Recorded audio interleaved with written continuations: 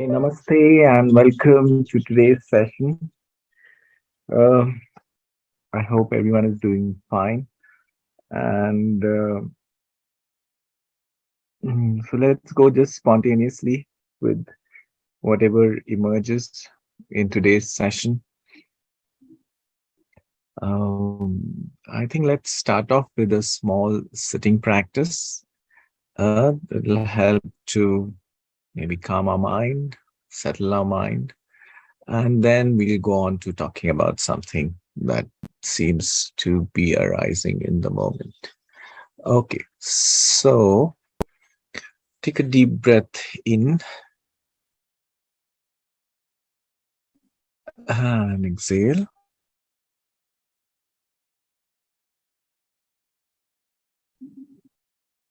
Close your eyes.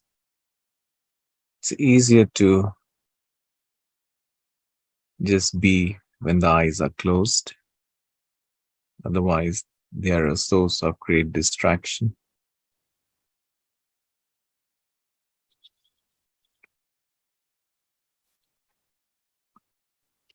And take a deep breath in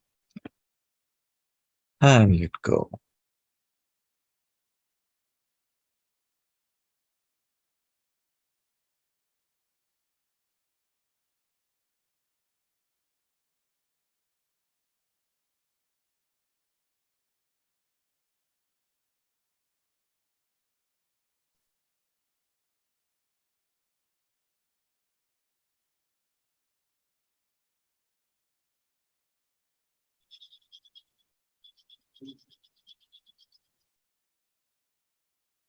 Become comfortable with the silence. And even if the mind is not silent, become comfortable with the mind and its thoughts.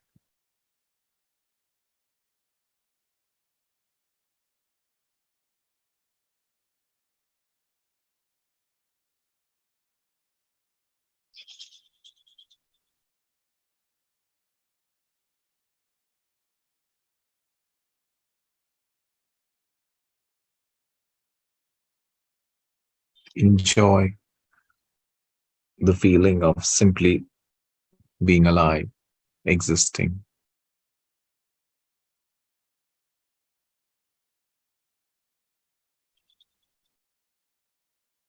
And even if it doesn't seem enjoyable, do not resist anything in this moment. Allow whatever is happening to simply happen.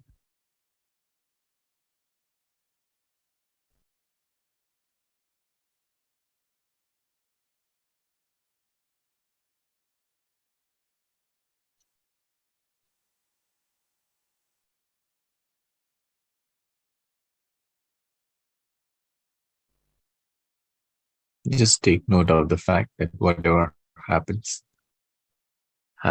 because there is consciousness, because there is life.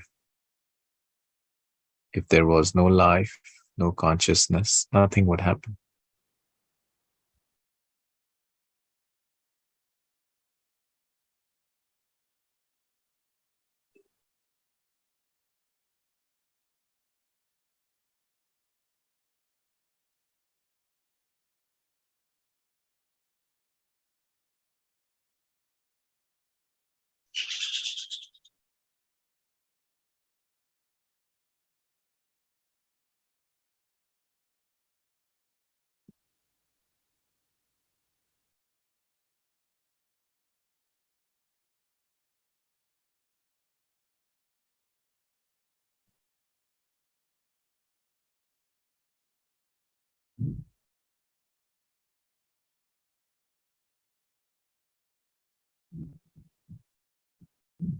Don't hope that something will come out of this sitting practice. This practice is simply sitting without any goal, without any agenda, just being, just existing, just conscious.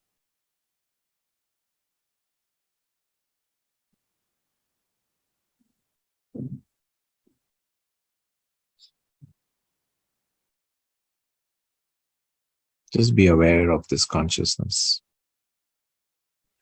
Just be aware of this life.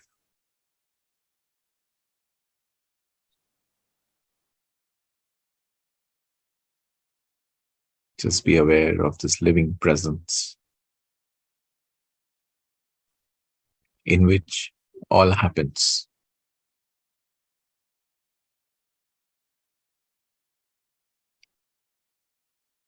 And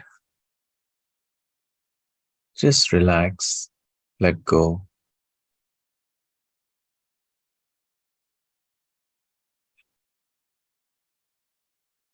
The more you let go, the more you surrender, the easier it is to be present.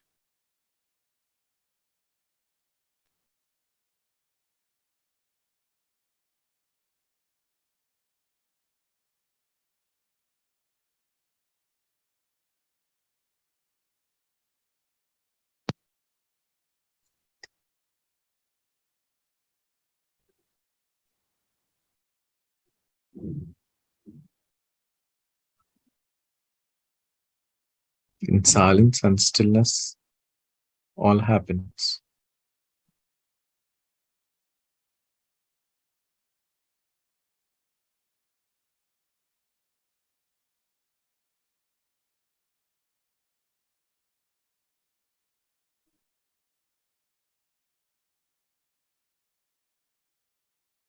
All movement, all change is noticed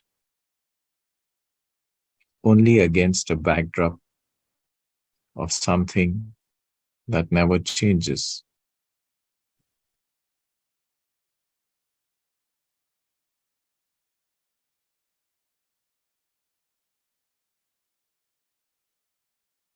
Something that takes note of whatever is happening without getting involved in what's happening.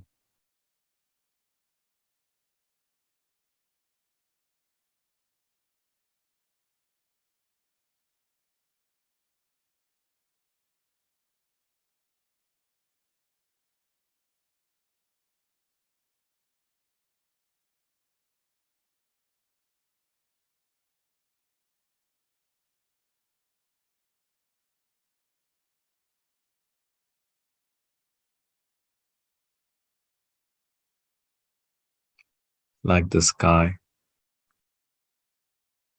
does not get involved with the clouds. Clouds come and go, the sky remains as is.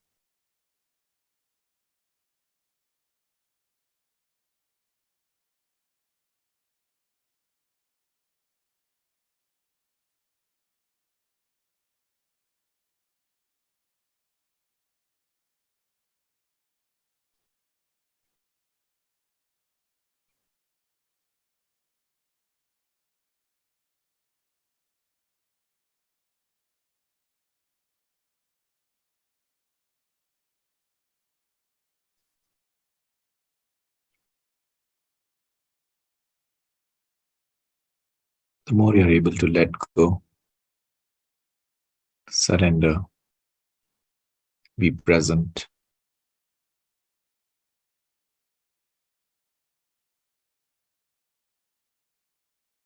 the easier it is to be aware.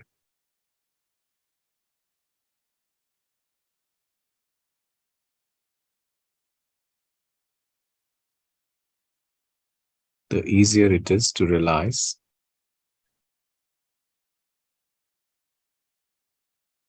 in the non-doing, all happens by itself.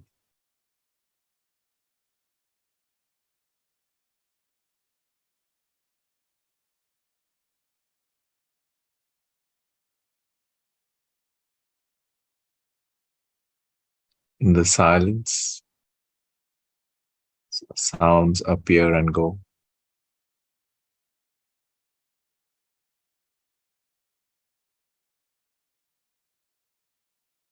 Against the backdrop of stillness,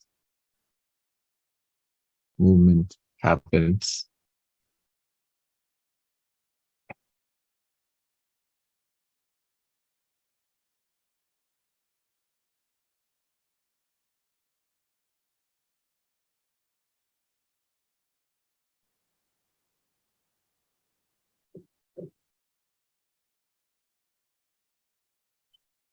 against the backdrop of the formless form take shape.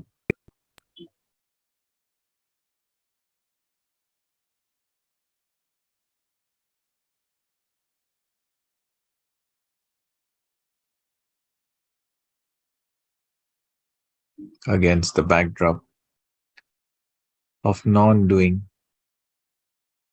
action happens.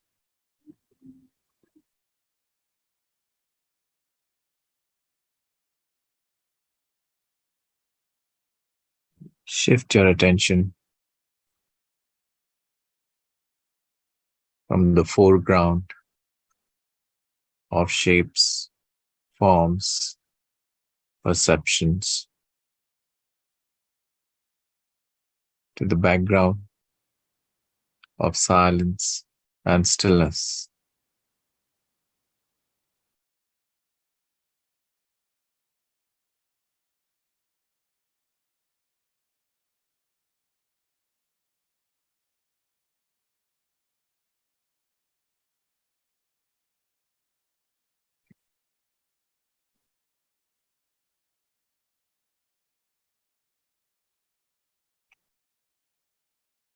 In this silence and stillness,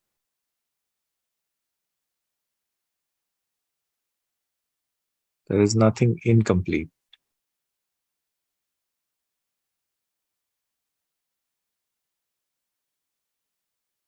In the silence and stillness, there is nothing lacking.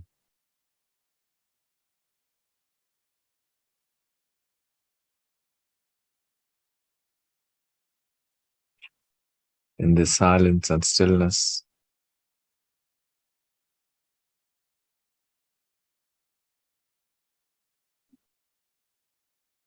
there is nothing to do.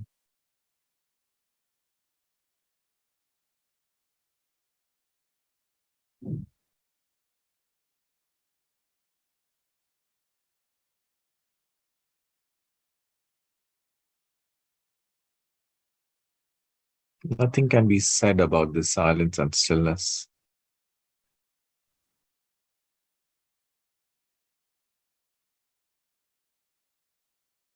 Can only be experienced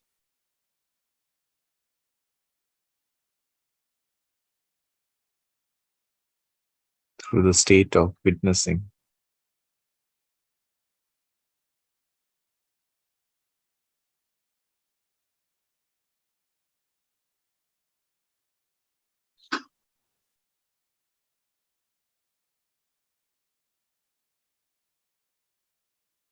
When a time comes,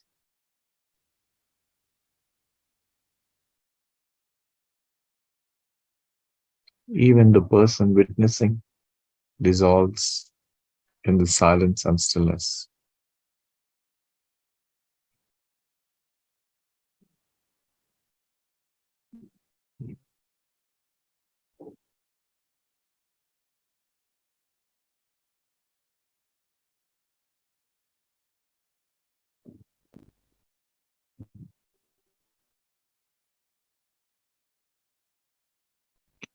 All concepts lose meaning in front of this silence and stillness.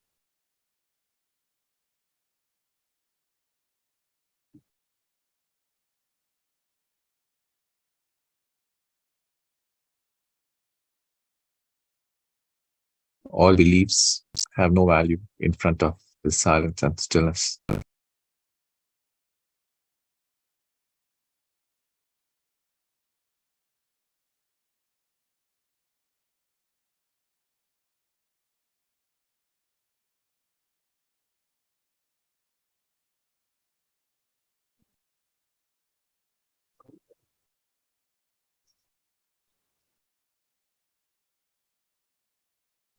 All ideas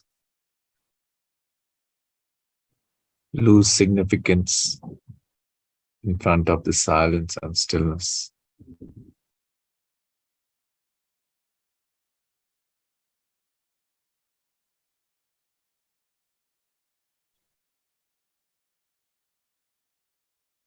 The silence and stillness is who we really are.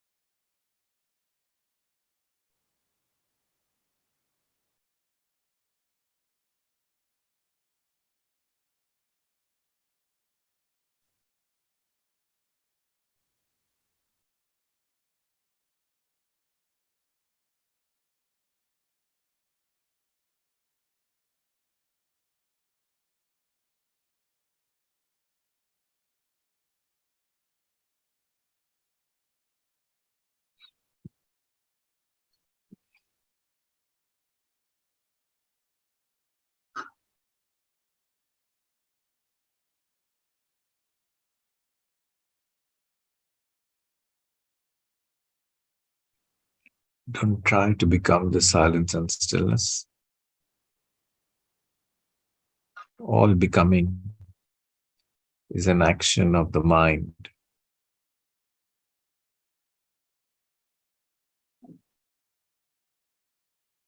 Just relax, drop effort,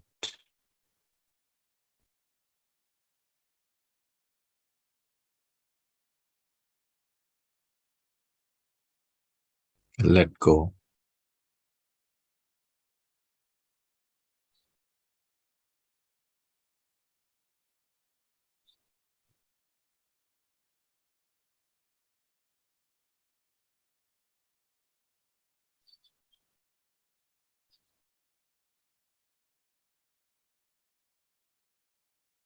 We don't have to make any effort to be what we already are.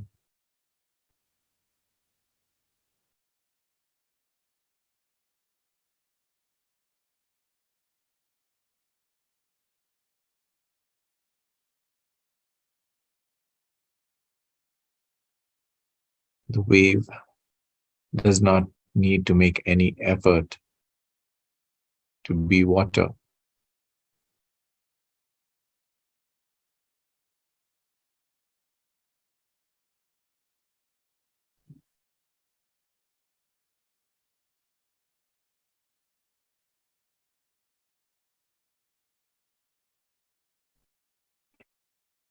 The clay pot does not need to make any effort to be clay.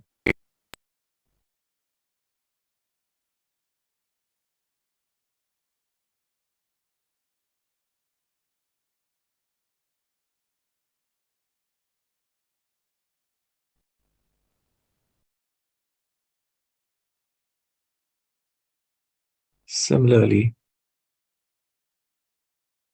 we don't need to make any effort to be silent because silence is our natural self.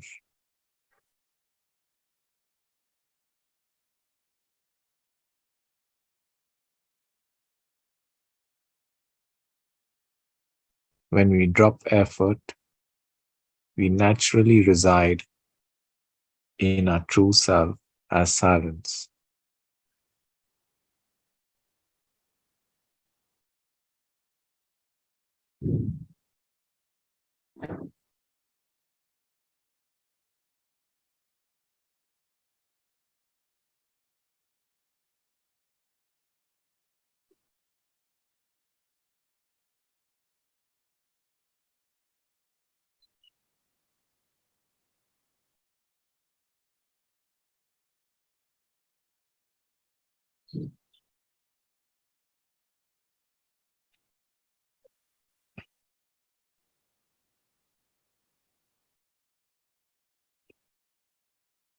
The silence is home because the silence is where we feel at ease, where we feel complete, where we feel we truly belong.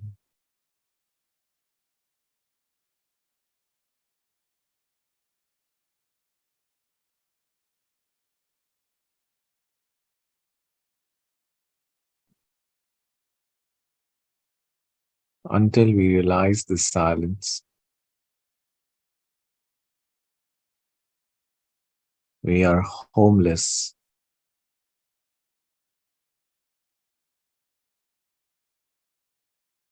We feel incomplete.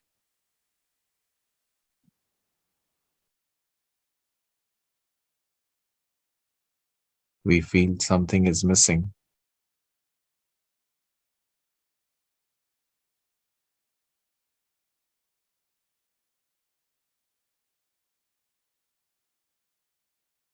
And that makes us do something to complete ourselves.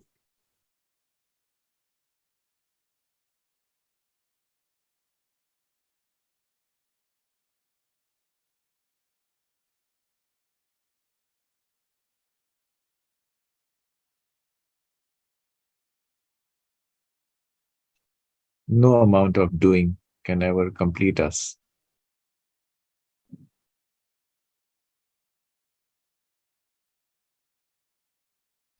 No amount of doing can ever fulfill us.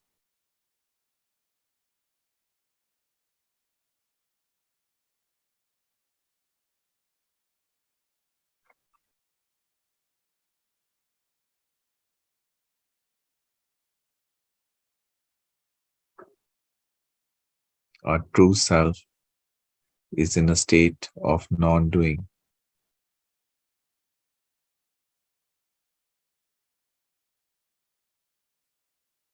All action and movement stems from the body and the mind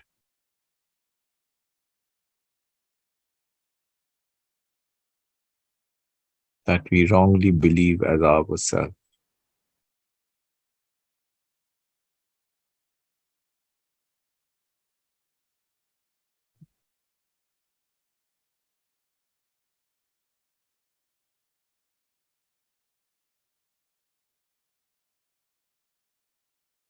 To realize our true self,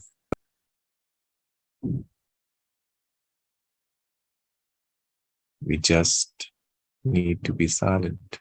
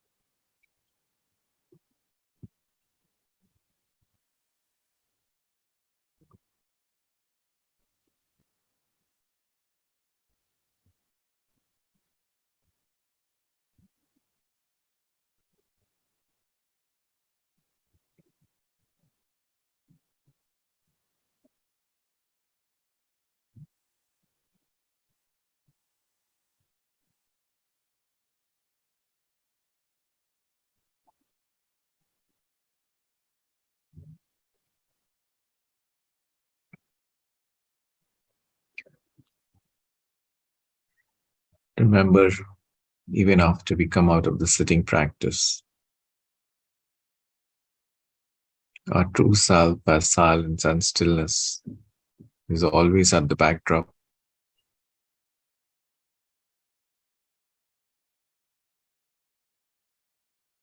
Even when we are doing our daily activities,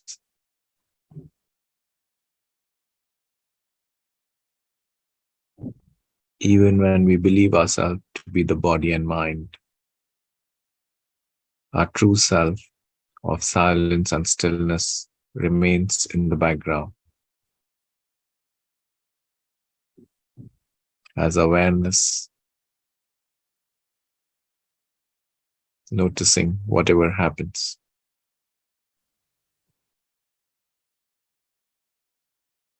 You can get in touch with the silence and stillness by bringing some pause, by practicing some awareness, by developing rituals of presence in our daily life.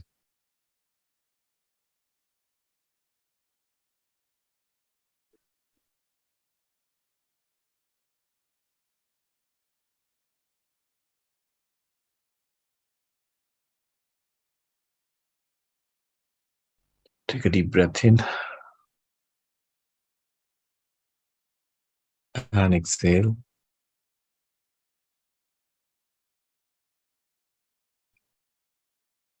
Take another deep breath in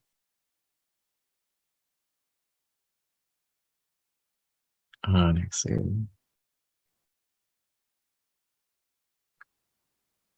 Slowly and gently, at your own time, as and when you feel like it, you can gently rub your palms and cup your eyes.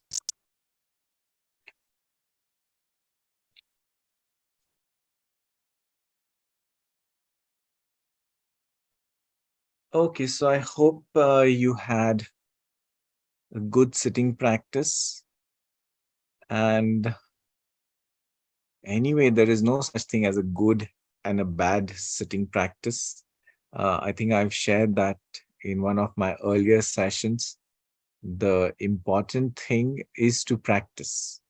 Mm. And uh, whether the mind is silent or whether the mind is turbulent, that's not really so important. The important thing is really to practice.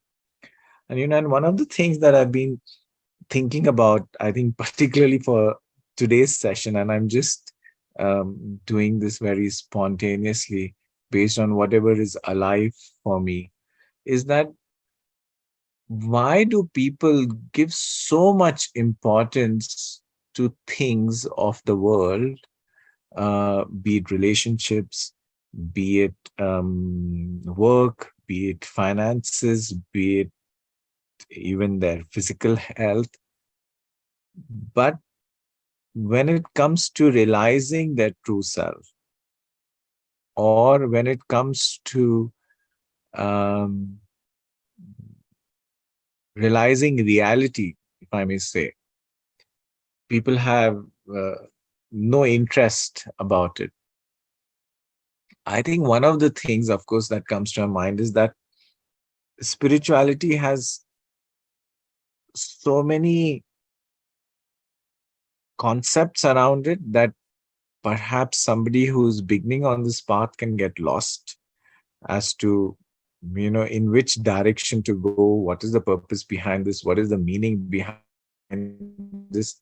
And also, I think nowadays meditation and mindfulness has become more like a self-help activity rather than something that can help us to realize our true self or realize the reality, if I may put it in those words. And I have to use words because the best language really the language of reality is silence. Um, there have been teachers who, like Ramana Maharshi, for one, um, who would say that my primary teaching is silence.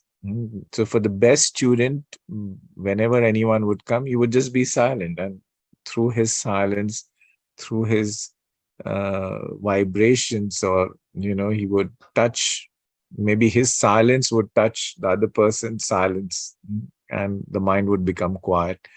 Even now, if you go to his ashram in Tiruvannamalai and you sit in that small hall of meditation, that feeling, that pervasiveness of silence is there. And yet also there are some other teachers who would uh, who had a different approach to their teaching. Like, for example, a Nisargadatta Maharaj. His approach was to challenge a person's concepts. If a person came with certain concepts, he would have a conversation with the person and expose those concepts as unreal, so that in that seeing of the unreality of the concepts, the person could perhaps get in touch with the silence behind the concepts. So different teachers have different approaches, but I think both are equally important. One is to just practice silence. And what do I mean by practice silence is to just simply be doing nothing, just aware. You could be sitting still with your eyes closed. You could be going for a walk with awareness. You could have a cup of tea with awareness. Whatever you do, as long as you're doing it with awareness as a witness, then you are practicing silence. And when you come to a place like a class or a satsang, and you have certain concepts and ideas that you are holding on to, the mind believes something and then believes that this is so real, this is so true. It could be even a spiritual wisdom or something of that nature. Life is go with the flow. I'm just giving examples. Or it could be life takes care of itself. Or it could be um, surrender to the moment. I mean, whatever it may be, I think the purpose of the teaching is to expose all the concepts of the mind as unreal. That none of the concepts of the mind have a reality of their own. Whatever the mind says in the form of thoughts, in the form of words, has no reality other than the investment of the mind in its beliefs and ideas and concepts. So both are equally important, the practicing of silence, awareness, presence, and to question all your concepts, all your thoughts, all your notions, all your stories, because none of them have a reality of their own.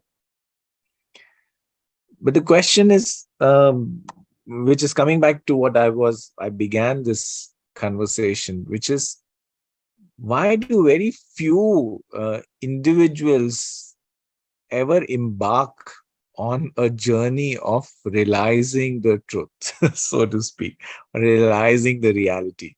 Another way of saying is realizing their true self. Um, I think one, because the illusion that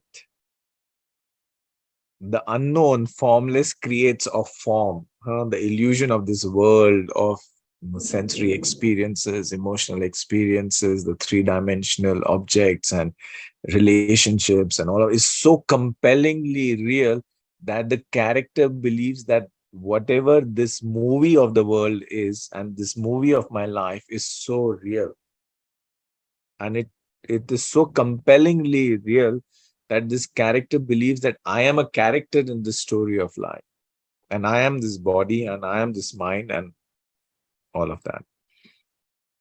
Like, if I were to give an example, you go to a movie theater, you sit in the audience and assuming you're watching a really good movie. And the movie is funny and emotional, uh, and you're so drawn in the movie that you almost identify with the hero or the main character of that story. So when something really tragic happens to that character, you start feeling emotional about it.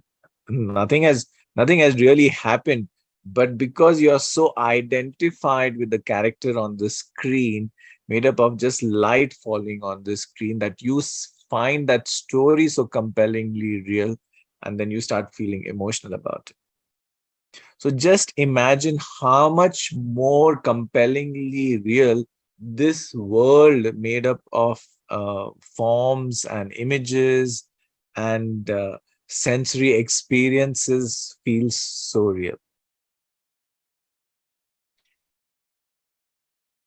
So the purpose, I think, of the teacher, and most spiritual paths are essentially saying that what you believe of yourself to be true is not the reality. Your ego identity is the concept idea of the mind. And what is real cannot really be spoken about. And then even if they have to give words, they will give words like awareness, God, divinity, Brahman. Different paths will give emptiness, different words to describe that reality. But the fact is that no words can really describe that reality. It can only be experienced in silence. And this world, this waking world, is very much um, just like when you are in a dream world and it seems so compellingly real that whatever you're experiencing seems so real, as though it really exists. You feel the pain, you feel the sensations, you feel the emotions, all of that you feel in the dream world that is created out of the subconscious mind. And yet, when you wake up, it's almost as nothing existed. Where has that dream world gone? It is gone. Nothing is ever existed. It was conjured by the mind. Similarly, this waking world that we see, find so compellingly real, is another waking dream, so to speak, experienced in our mind. Because everything that we experience, the world that we see out there, the sounds that we listen to, the taste that we uh, experience, the smell that we uh, experience, the touch that we experience, everything that we experience of the world is actually an experience only in the mind.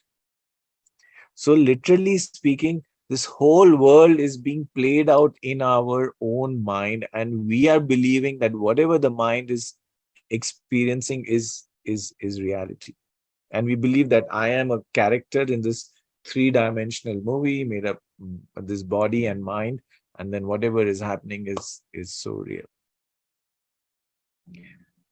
So perhaps if you're fortunate, I really don't know why somebody has that good fortune to be interested in this wisdom of reality, of finding their true self, and why some people don't. Some people spend their whole life being a person and dying as a person, because if you believe you're a body and a mind, then you as a belief as a body and a mind, because this body and mind will perish.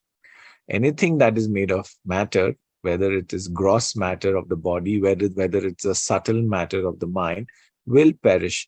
And if you identify with the body and mind, then you will perish. That means you will die. Unless you realize I am not the body and I'm not the mind, I am the witness and I am the awareness in which all of this appears.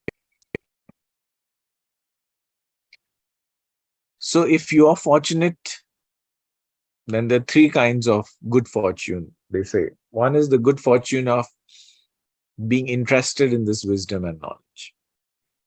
Like if I were to share from my own personal experience, I don't know, since a young age, even when I was like a school kid, I used to always have these like, who am I? What's the purpose of life? Why are we here? All these metaphysical questions I used to have, and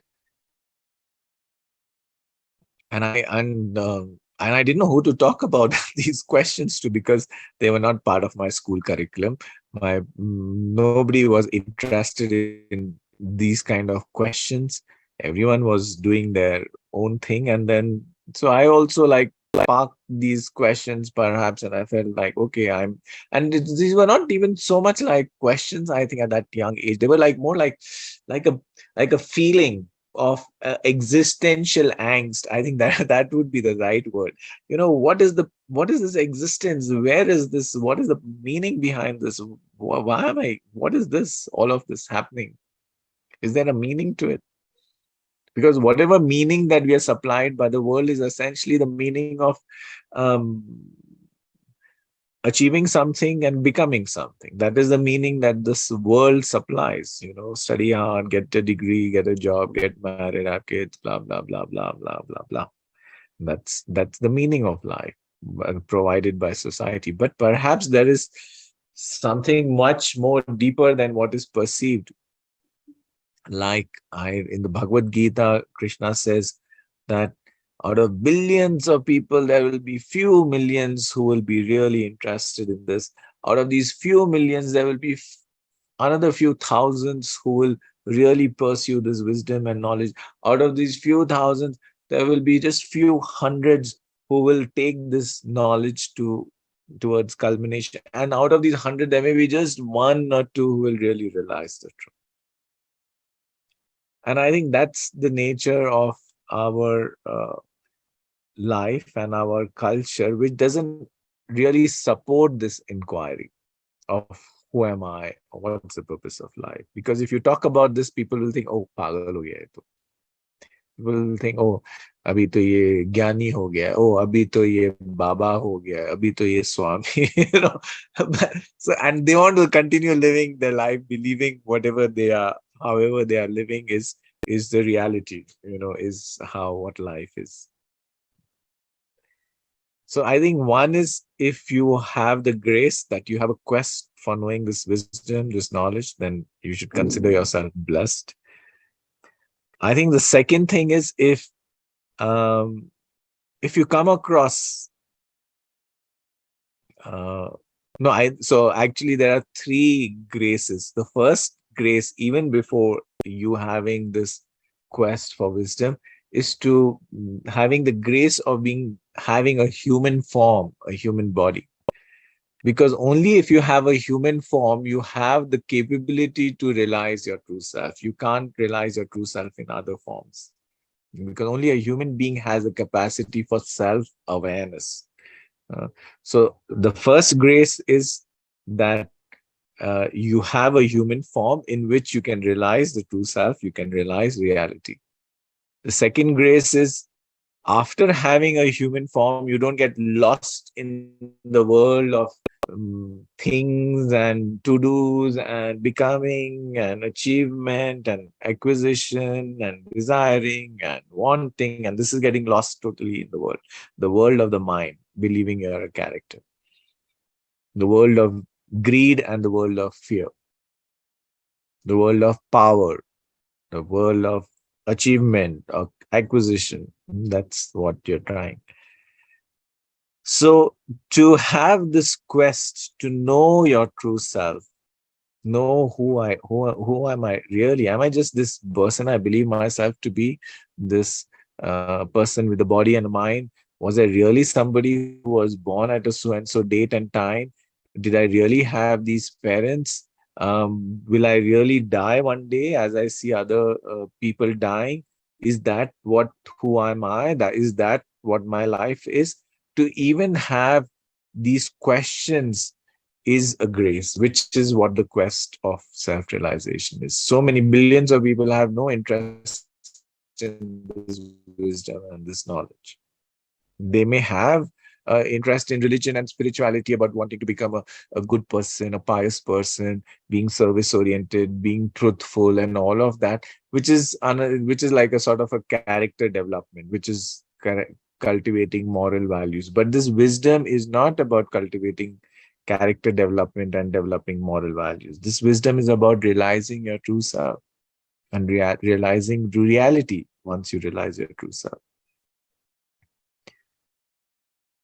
And the third grace is about finding the teaching, finding a teacher who can fulfill your quest for this wisdom.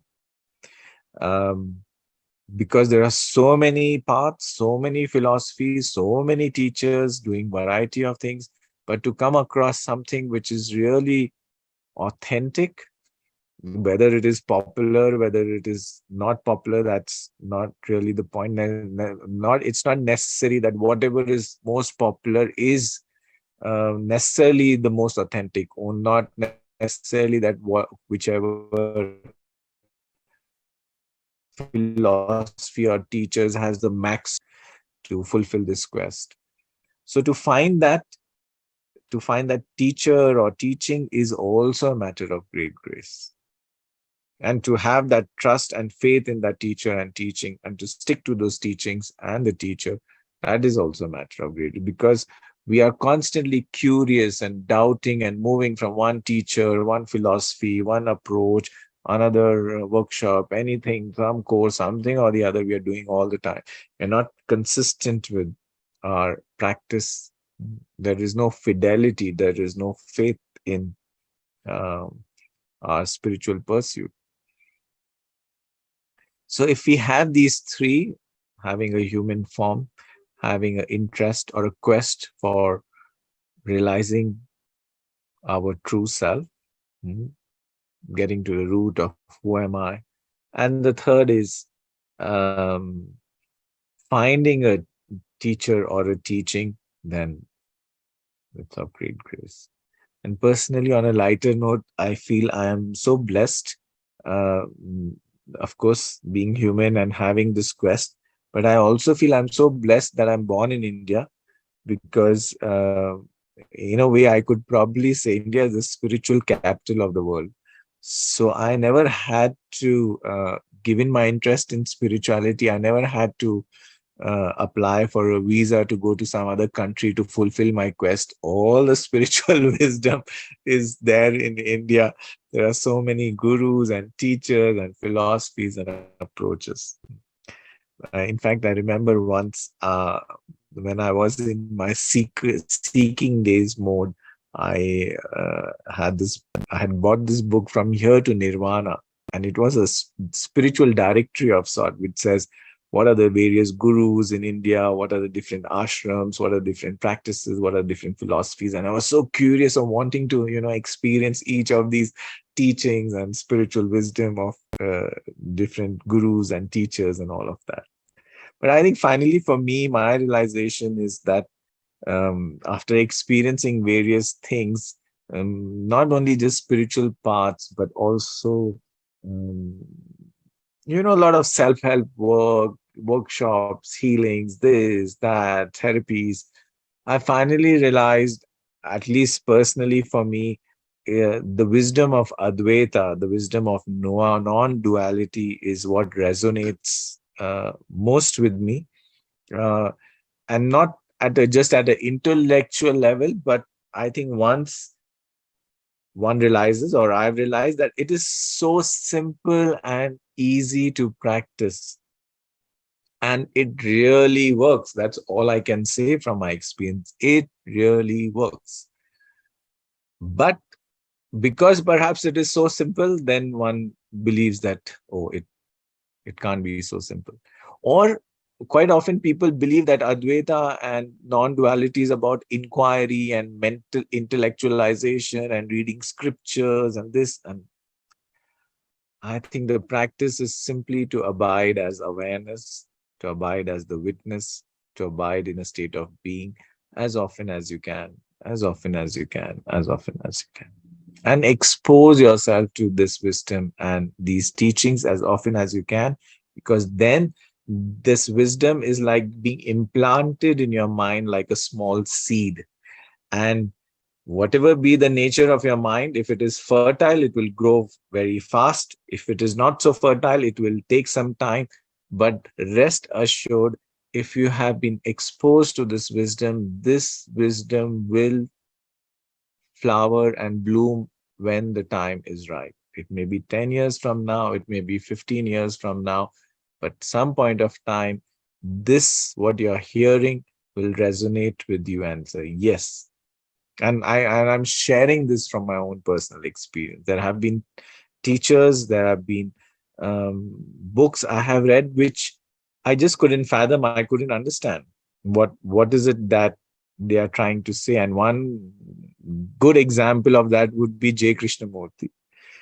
I couldn't understand, and I think he is so uh, theoretical in a way, in some ways, that he's not giving you any method, he's not giving you any practice, he's not giving you any authority, he's not giving you any guru, he's not giving you nothing.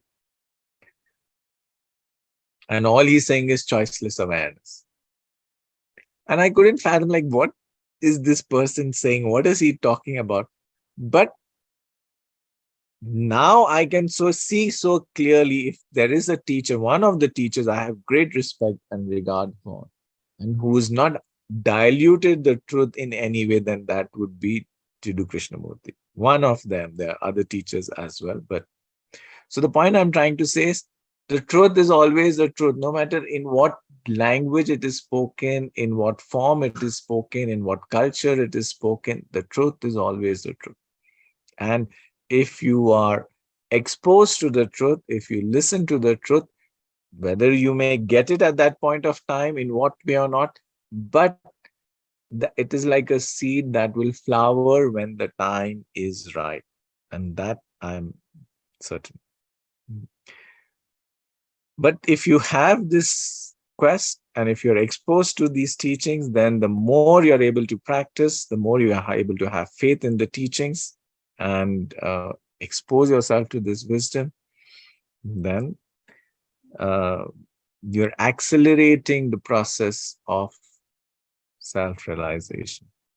So, mm, so if you have these three qualities of for self-realization, then I guess one should consider themselves fortunate. And I think the reason I'm also saying this is because, of course, maybe not many people may see this or hear this, but you may be the very few people who may actually have an interest in realizing your true self. But because mainstream society has no interest in this wisdom and knowledge, you may feel very alone. You may feel very doubtful about yourself. You may feel very uncertain about yourself. So perhaps my role as somebody who's undertaken this journey and who's realized how isolated and lonely this journey can be is to give you that faith. There are people who have been on this journey, who have experienced, who have realized the value of this wisdom. And by listening to this, you should not feel alone. Yes, you may be a minuscule minority in the human society, but what you pursue, what you question, what you doubt about the worldly ways of seeking happiness compared to, seeking fulfillment in your own being, in your own presence, in your own silence, is a worthy pursuit. So I think that's also my role as a torch bearer for people who have this similar quest. So so I think today's session is all about um, why some people have no interest in this wisdom, and then if you do have this interest in this wisdom, then you must consider yourself fortunate and be consistent and devote yourself to this wisdom and knowledge. And this is the simplest path to practice. All it requires is continuously just shifting attention into being the witness, shifting attention into being aware, shifting attention into being present.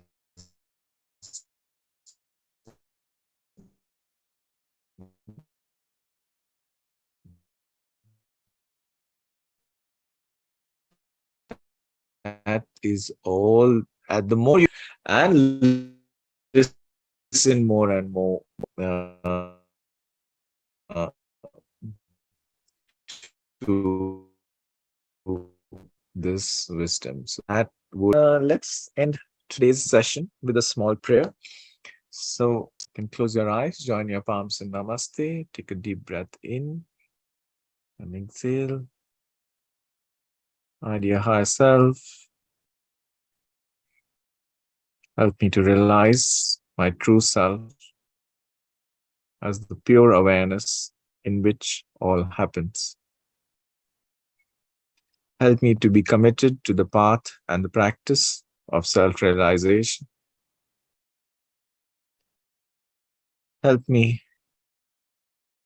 to shift my attention from unconscious identification with thoughts to pure awareness, to witnessing as often as I can.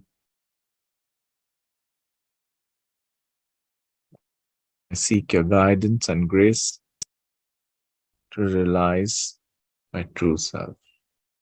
Om Shanti, Shanti, Shanti. Okay, so on that note, we end today's session. Goodbye and God bless.